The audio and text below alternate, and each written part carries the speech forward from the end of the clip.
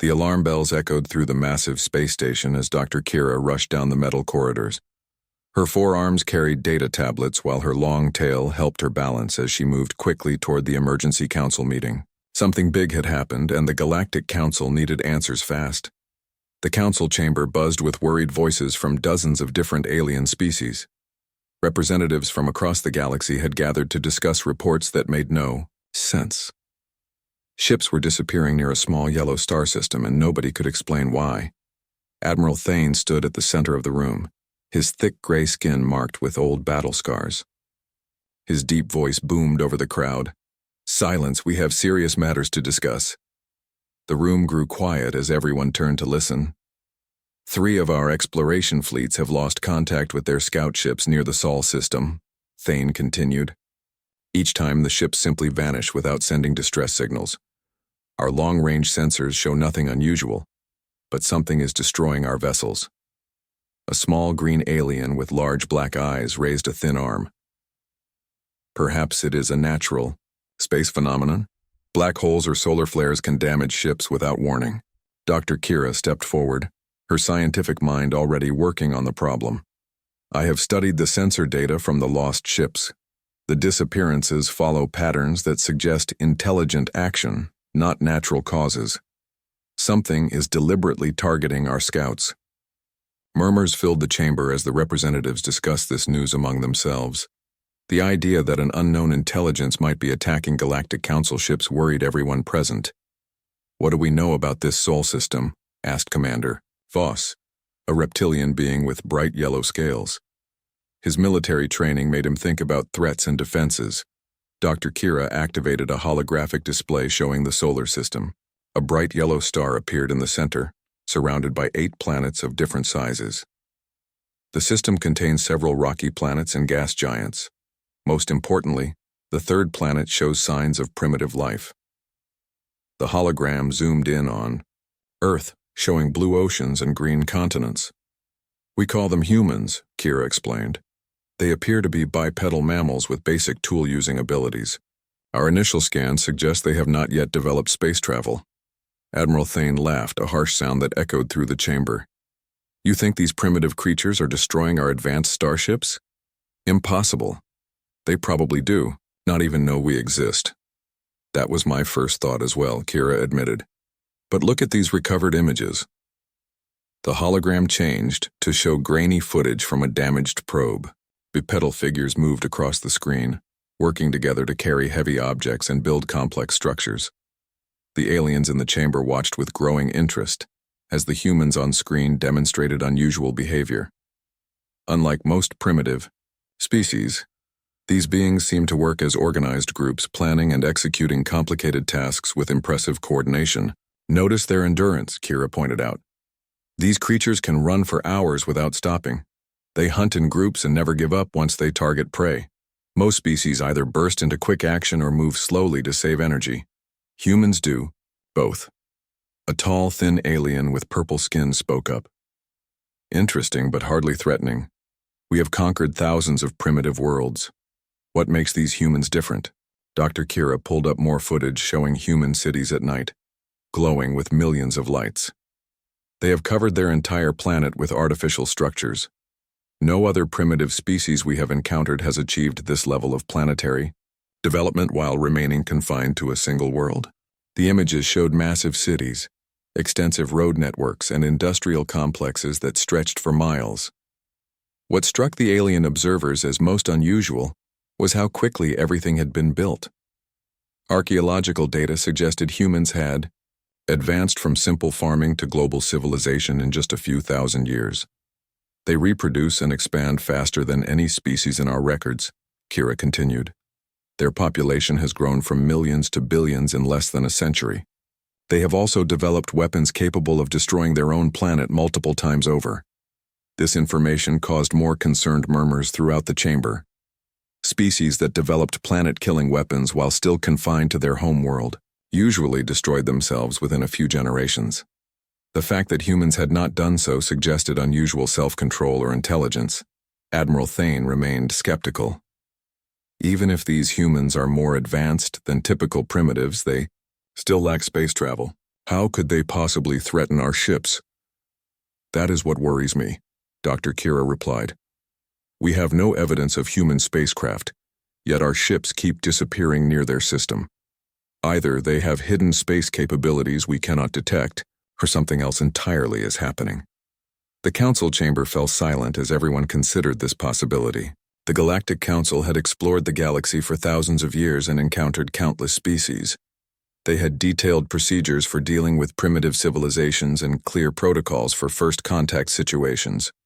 But humans seemed to break all the normal rules. Commander Voss studied the tactical implications.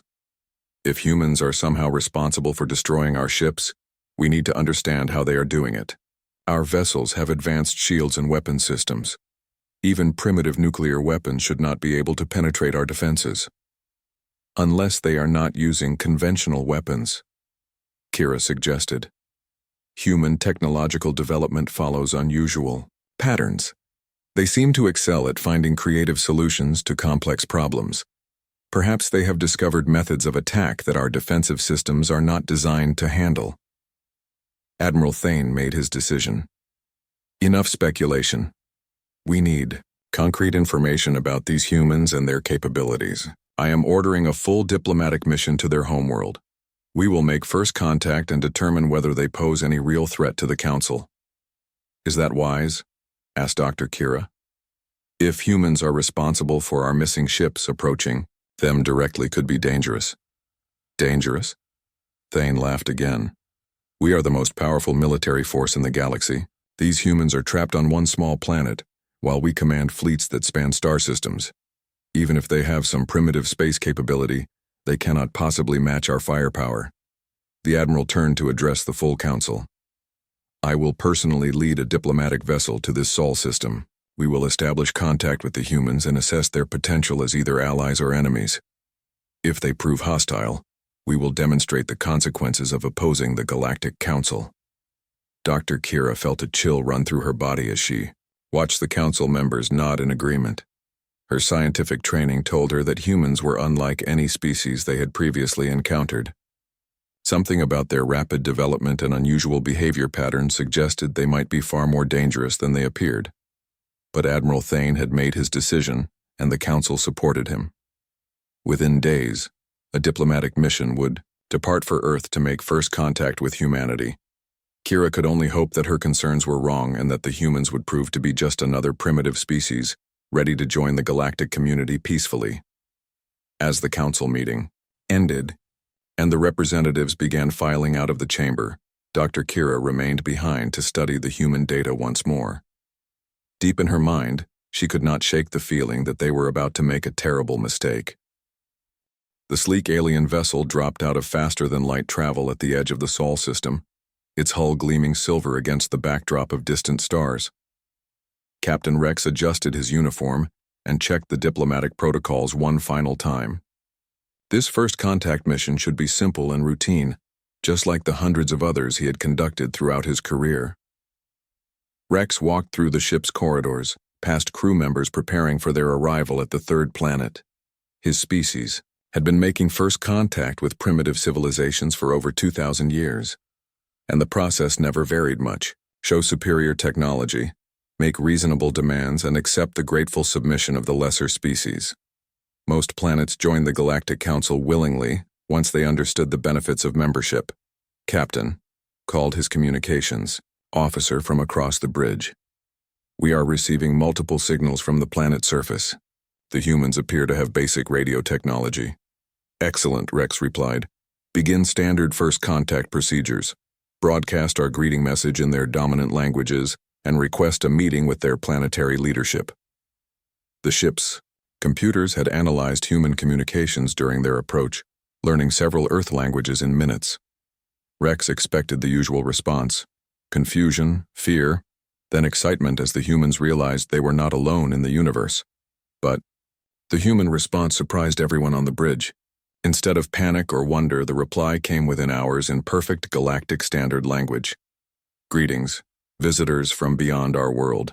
We are the United Earth Defense Council, speaking for all humanity. We welcome you to our solar system and invite you to establish peaceful communication. Rex stared at the communication display in confusion.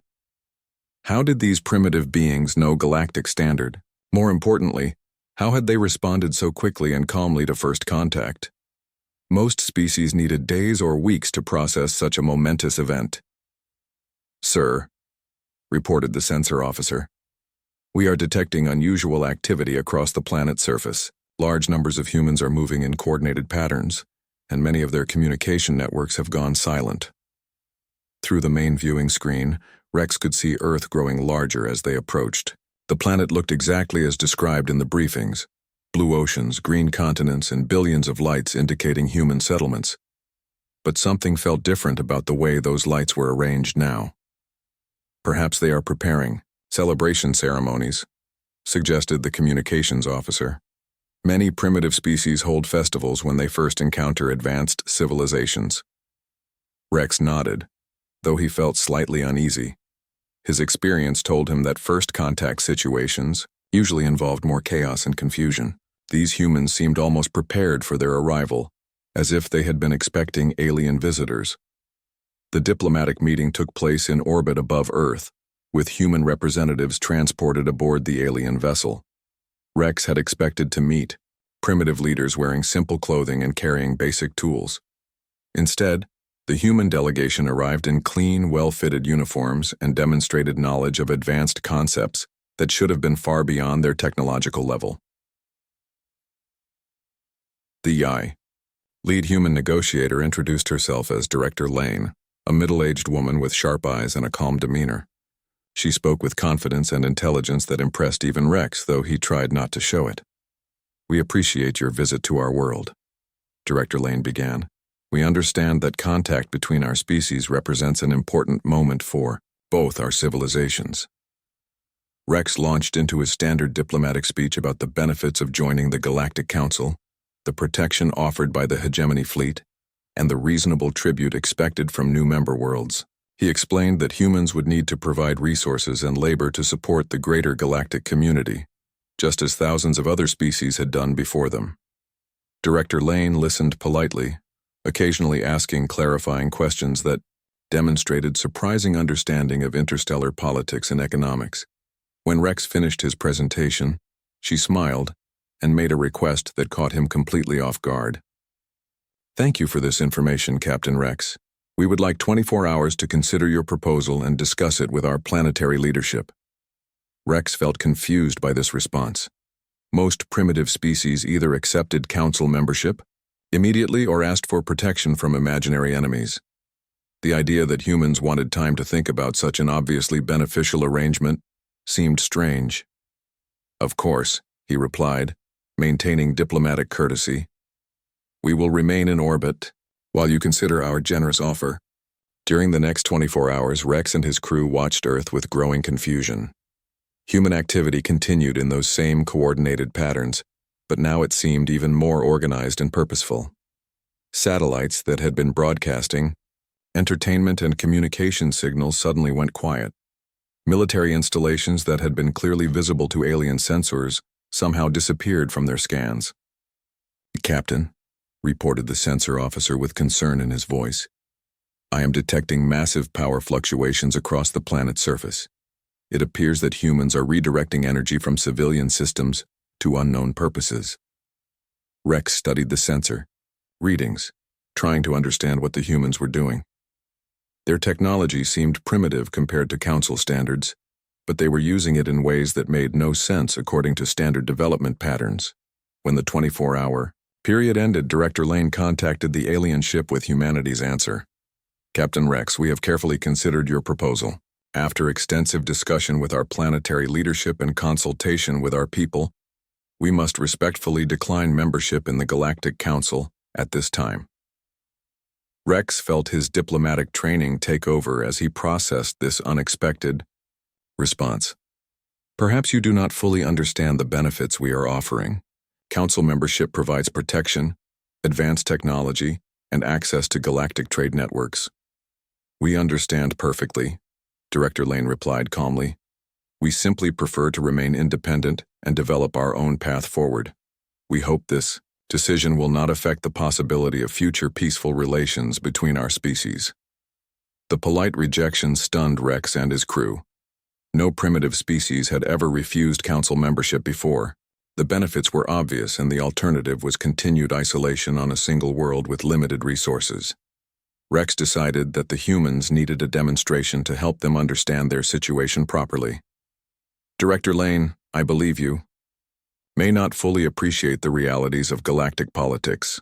Species that refuse council protection often find themselves vulnerable to less friendly encounters.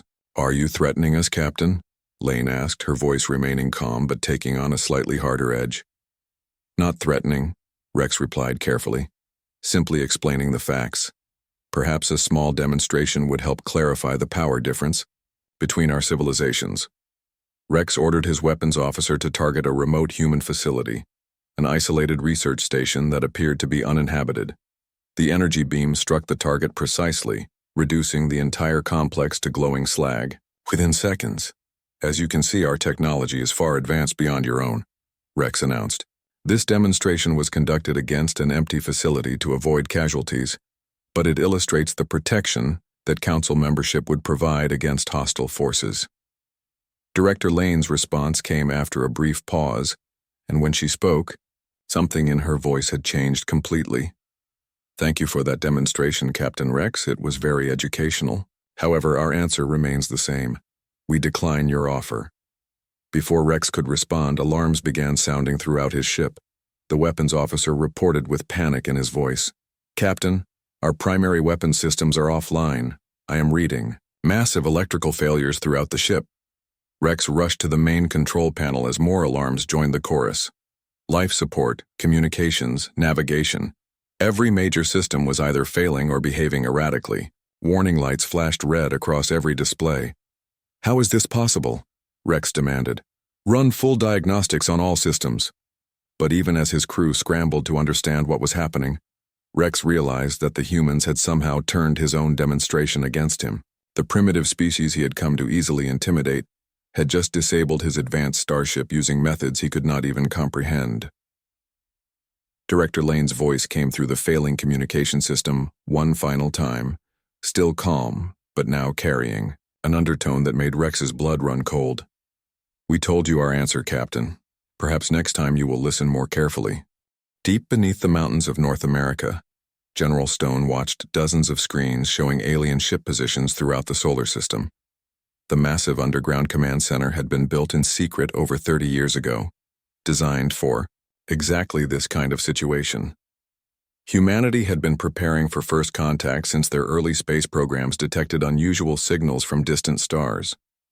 Report, Stone ordered as her staff coordinated responses across multiple continents. Operation Mirror is proceeding as planned, replied Colonel Hayes, his fingers dancing across holographic displays. Our people positioned throughout alien space have confirmed activation signals. 17 different star systems are reporting successful infiltration of alien installations. Stone nodded grimly. For decades, humans had been quietly spreading beyond Earth using disguised vessels and false identities. They had learned alien languages, studied their technology, and positioned themselves as harmless refugees or skilled workers on alien worlds. The Galactic Council had unknowingly welcomed thousands of human spies into their civilization. What about the diplomatic vessel in orbit? Stone asked. Captain Rex's ship is completely disabled, Hayes reported with satisfaction. Our cyber warfare division penetrated their systems during the demonstration attack. Every major system is either offline or under our control. The alien vessel hung helplessly above Earth, its crew trapped inside what had become an electronic prison. Human hackers had spent years studying alien technology through their infiltrators, learning how to turn advanced systems against themselves. What the aliens saw as superior technology, humans saw as overcomplicated networks vulnerable to creative attack methods. Sir, we have confirmation from the asteroid belt, announced another officer. Mining Station 7 has revealed its true capabilities. The aliens had no idea they were looking at a military fortress. Stone smiled as reports continued flowing in from across the solar system. What aliens had dismissed as primitive mining operations were actually heavily armed installations, carefully disguised to look like simple industrial facilities. The asteroids themselves had been hollowed out and converted into weapons platforms, their surfaces covered with fake equipment to maintain the illusion. Luna Base reports ready status, Hayes continued. All railgun batteries are online and targeting solutions are locked. The moon's far side, invisible from alien observation points, had been converted into humanity's primary military installation. Massive electromagnetic launchers could hurl projectiles across the solar system with devastating accuracy. The aliens had focused on Earth and missed humanity's true stronghold. Captain Rex's voice crackled through the communication system, distorted by the electronic interference crippling his ship. "What have you done to us? Our systems are completely compromised." General Stone took direct control of the communication channel. "Captain Rex, this is General Stone of United Earth Defense Command. Your vessel is currently disabled, but your crew is unharmed. This situation will continue as long as you remain peaceful." "This is impossible," Rex replied with anger and confusion in his voice. "How can a primitive species possess such advanced capabilities?" "Primitive?" Stone laughed. "Captain, you made the same mistake that many others have made throughout history. You assume that different means inferior. You have advanced technology, but we have something more valuable: creativity." Through the main screen, Stone could see the alien vessel drifting powerlessly in Earth's orbit. Its sleek design and energy shields were useless against attacks that came from within its own systems. Humans had learned that sometimes the best way to defeat superior force was to avoid fighting it directly. "Your weapons are more powerful than ours," Stone continued, "but your computers are networked in ways that make them vulnerable to infiltration. Your shields can stop energy weapons, but they cannot stop viruses and logic bombs planted by your own maintenance workers." Rex's voice carried growing fear. "Your maintenance workers? What are you talking about?" "For 30 years, humans have been living and working throughout alien space," Stone explained. "We cleaned your ships, repaired your equipment, and learned your technology. Every system on your vessel has been compromised since the day it was built." The revelation stunned Rex into silence. The Galactic Council's policy of accepting refugees and workers from primitive worlds had allowed humanity to infiltrate their entire civilization. Humans had been patient, taking decades to position themselves where they could do the most damage when the time came. "But this is just one ship," Rex finally said, trying to regain his composure. "The hegemony fleet will send warships to rescue us and punish your aggression." Stone's expression grew cold. "Captain, your fleet already has more serious problems to worry about." Across the galaxy, human sleeper agents activated simultaneously in the largest coordinated sabotage operation in galactic history. On hundreds of alien worlds, humans who had spent years establishing themselves as trusted workers suddenly revealed their true purpose. Space stations lost power, communication networks went silent, and military installations found their own weapons turned against them. The attacks were precise and devastating. Humans had studied alien psychology and technology long enough to know exactly where to strike for maximum effect. They did not destroy everything. That would have been wasteful and cruel. Instead, they created chaos and confusion, making it impossible for alien forces to coordinate responses. "Our people have just disabled the primary communication hub serving the Outer Rim sectors," Hayes reported. "Admiral Thane's fleet will not be receiving any messages for several hours." Stone felt satisfied as the reports continued. Humanity's strategy had always been based on preparation and patience rather than brute force. While aliens built bigger ships and more powerful weapons, humans had focused on understanding their enemies and finding creative ways to defeat them. "Captain Rex," Stone announced, "your ship's life support systems will continue functioning normally as long as your crew remains calm and cooperative. We have no desire to harm you or your people." "What do you want?" Rex asked, his voice now showing complete defeat. "We want to be left alone," Stone replied simply. "Earth is our world, and we intend to keep it that way. We have no interest in joining your council or paying tribute to your hegemony." "The fleet will come," Rex warned. "Admiral Thane will not allow this insult to go unpunished." Stone's smile grew wider. "Let him come, Captain. We have been preparing for this day since we first detected alien signals.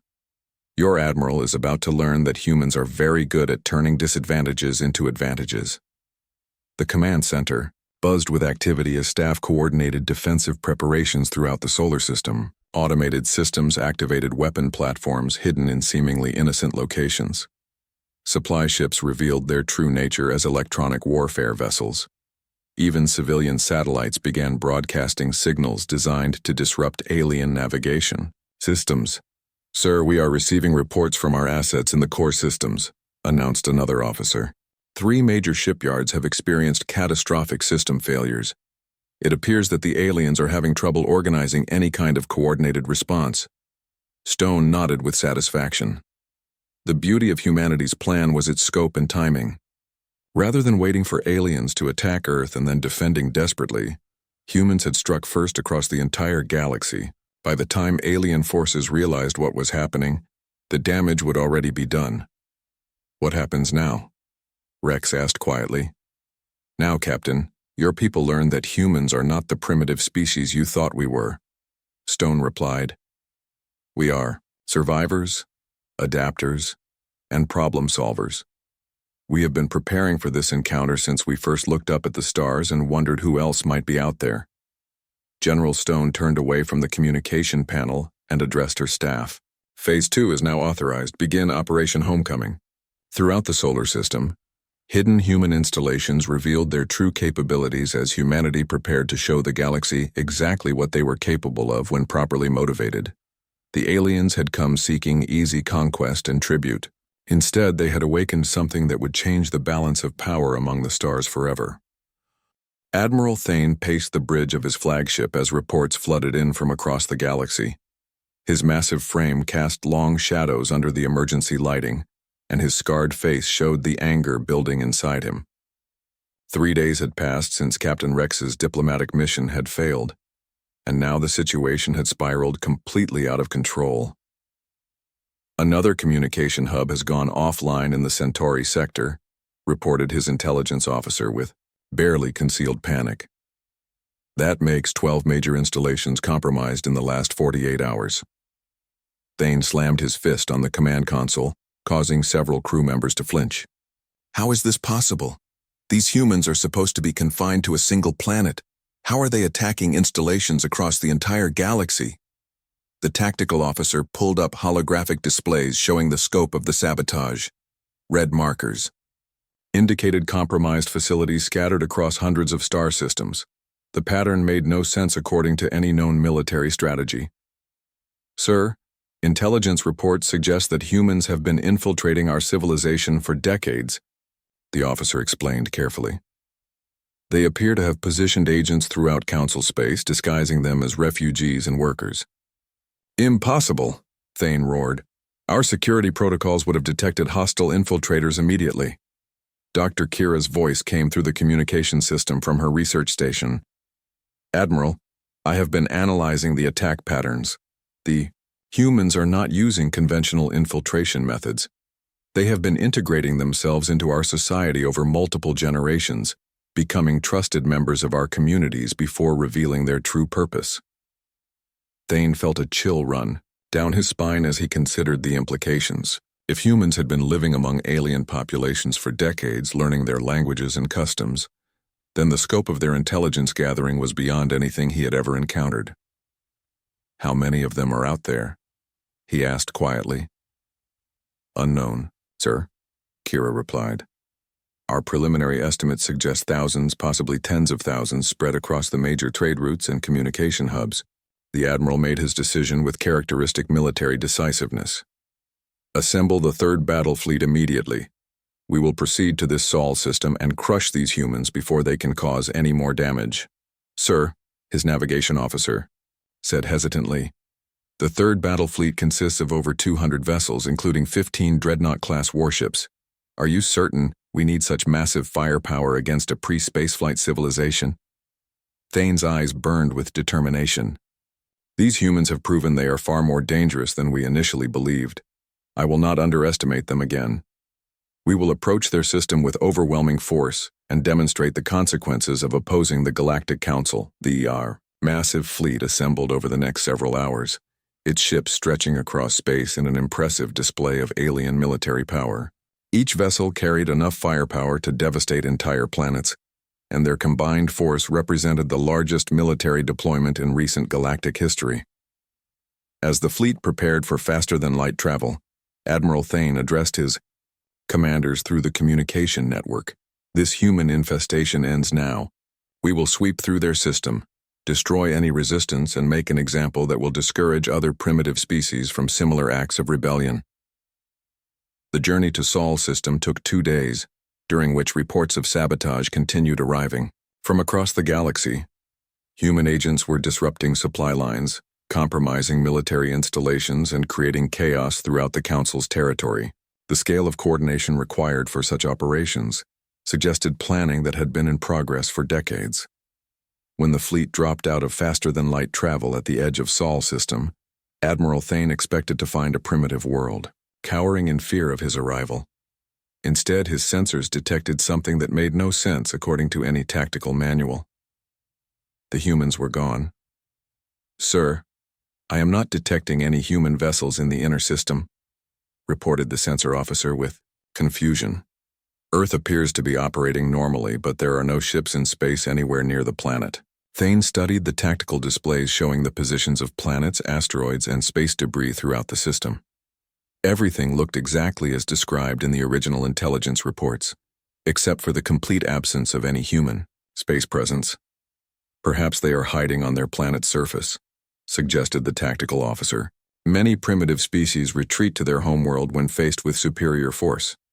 But Admiral Thane's military experience told him something was wrong. Species that could coordinate galaxy-wide sabotage operations did not simply disappear when confronted with retaliation. The humans had to be somewhere planning something.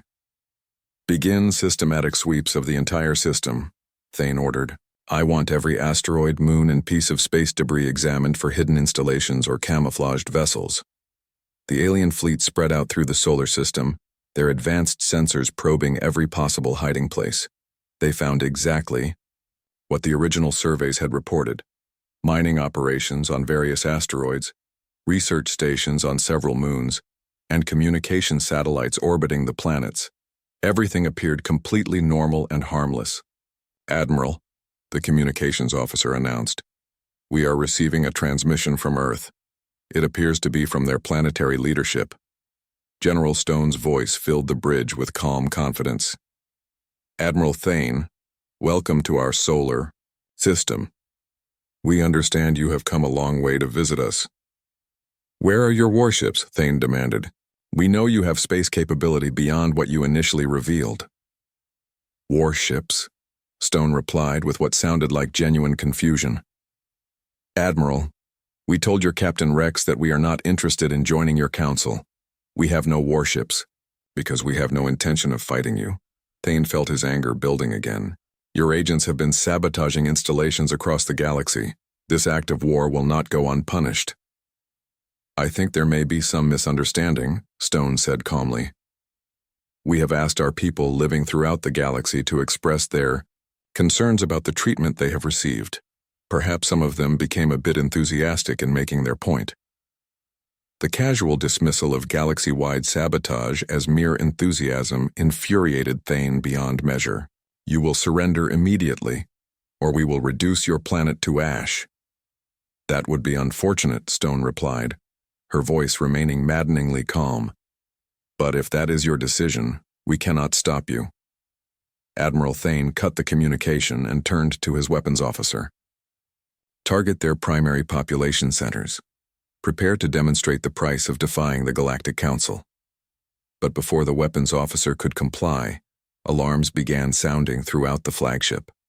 The tactical display showed impossible readings, as space around the alien fleet suddenly came alive with activity. The asteroids were moving. What had appeared to be simple mining operations revealed their true nature as massive weapon platforms.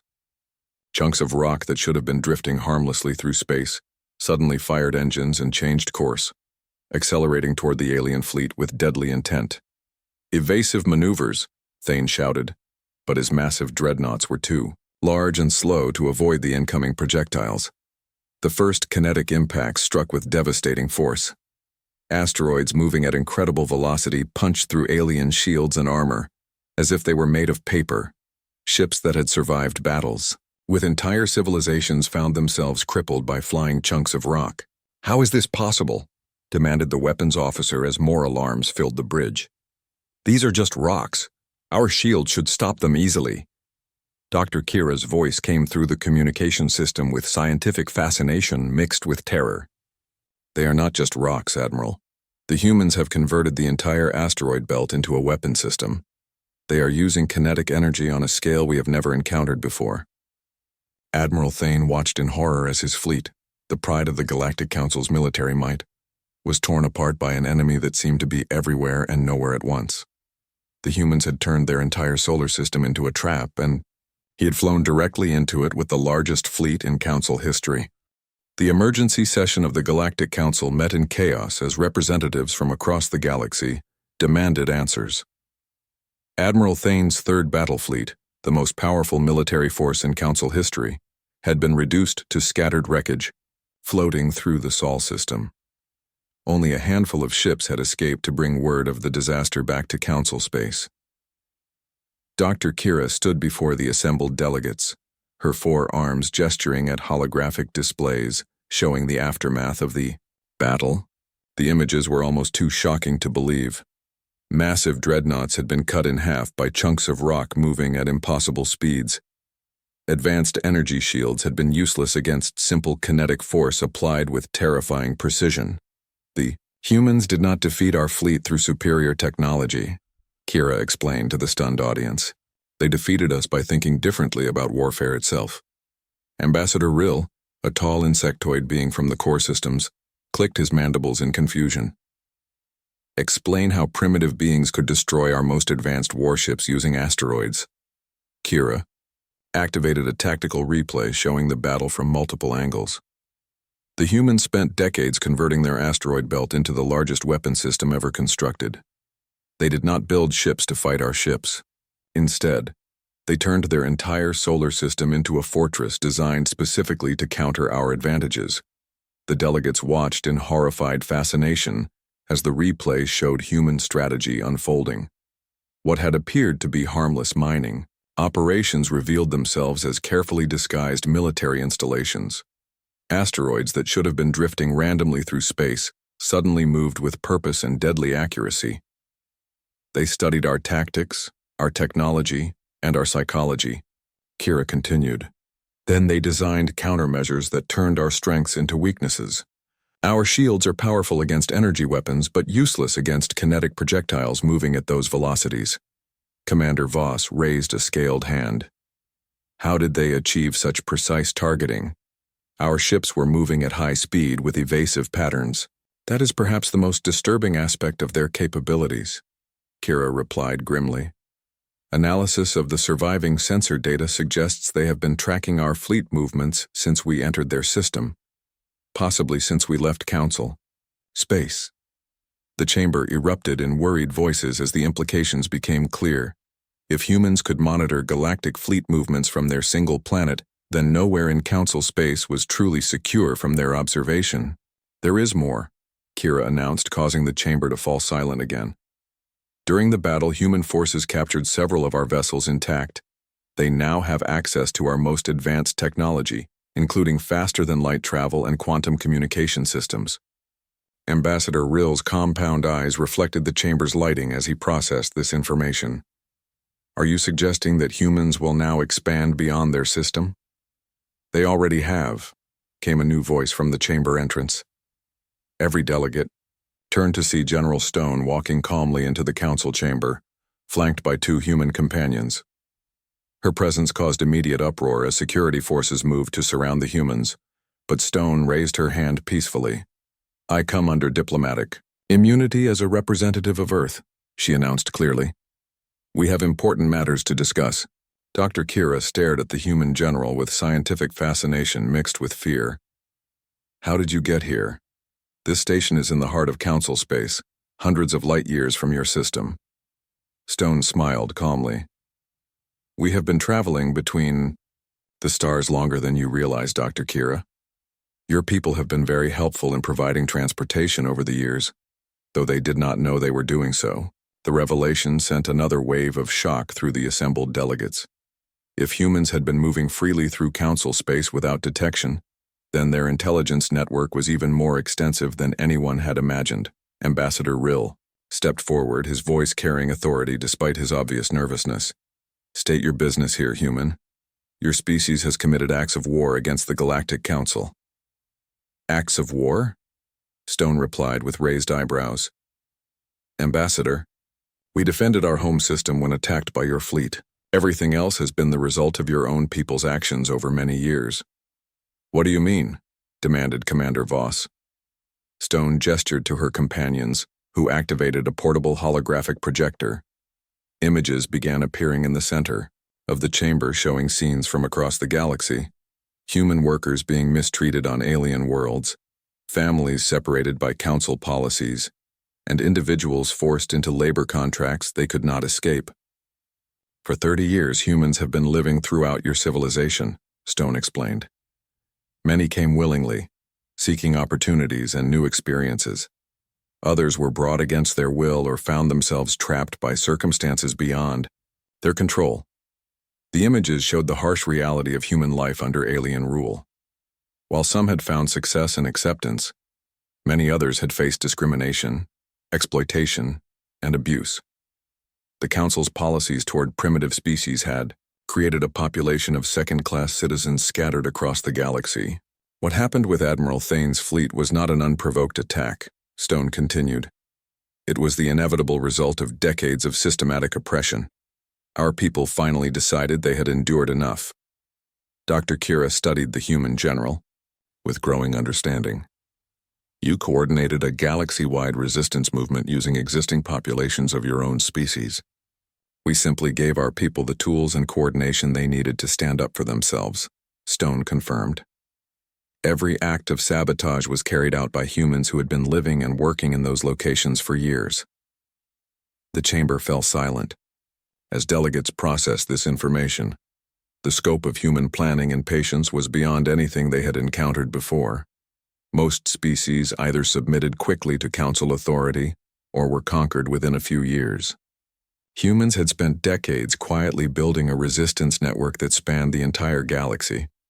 Commander Voss broke the silence with the question everyone was thinking. What do you want from us? Stone's expression grew serious. We want recognition, as an independent species with the right to govern ourselves.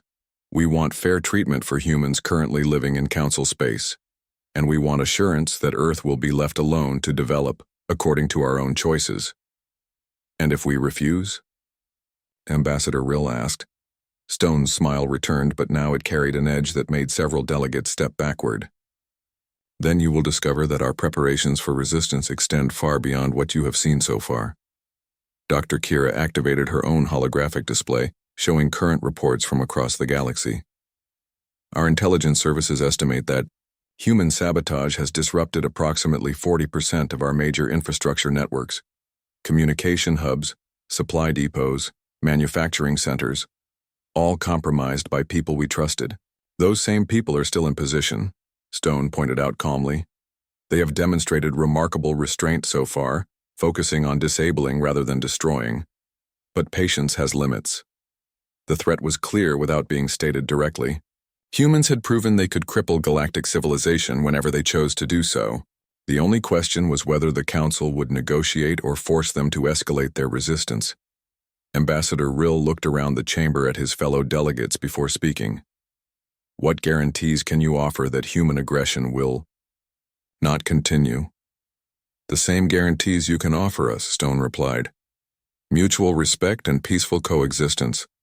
Leave us alone, and we will leave you alone. Treat our people fairly, and they will continue to be productive members of your society.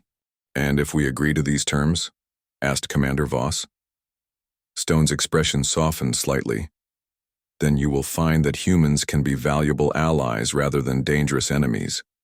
We have much to offer the galaxy, creativity, adaptability, and perspectives that could benefit everyone. Dr. Kira stepped forward with scientific curiosity overcoming her caution. Your species has demonstrated capabilities that should be impossible given your apparent technological level. How did you achieve such rapid development? We had excellent teachers, Stone replied with a slight smile. Your people have been very generous in sharing their knowledge over the years, though they did not realize they were doing so. The final piece of the puzzle fell into place as the delegates understood the full scope of human intelligence gathering. Every alien who had worked with humans, every piece of technology they had been exposed to, every conversation they had overheard, all of it had been carefully studied and analyzed. "You have been learning from us since first contact," Kira said with growing amazement. "Since before first contact," Stone corrected. "We detected your signals and began preparing decades ago. By the time Captain Rex arrived at Earth, we knew more about your civilization than most of your own people." The chamber buzzed with worried conversations as delegates considered their options. Fighting humans seemed futile given their demonstrated capabilities and strategic positions throughout the galaxy. But accepting their demands would set a precedent that could encourage other species to resist Council authority. Stone waited patiently as the debate continued, confident that logic would eventually prevail. Humans had planned for this moment carefully, ensuring they held all the advantages in any negotiation. Finally, Ambassador Rill called for order and addressed Stone directly. "The Galactic Council will consider your proposal, but understand that any further acts of aggression will be met with the full force of our remaining military assets." Stone nodded respectfully. "We understand completely, Ambassador. We hope that wisdom will guide your deliberations." As the human delegation prepared to leave, Stone turned back to address the chamber one final time. "Before we go, there is one more thing you should know. This conversation is being broadcast on all major communication networks throughout Council space. Our people are listening and they will know immediately what decision you make." The implication was clear. Any attempt to deceive or betray the humans would be detected instantly by their vast intelligence network. The Council faced a choice between honest negotiation or continued conflict with an enemy that seemed to anticipate their every move. Dr. Kira watched the humans leave with a mixture of respect and concern. In her scientific opinion, humanity represented something entirely new in galactic history, a species that had turned disadvantage into strength and weakness into weapon. As emergency broadcasts began spreading across the galaxy announcing humanity's formal demand for recognition, one message went out on all frequencies in dozens of languages. "This is Earth. We have been expecting you. Now let us discuss terms. Our terms."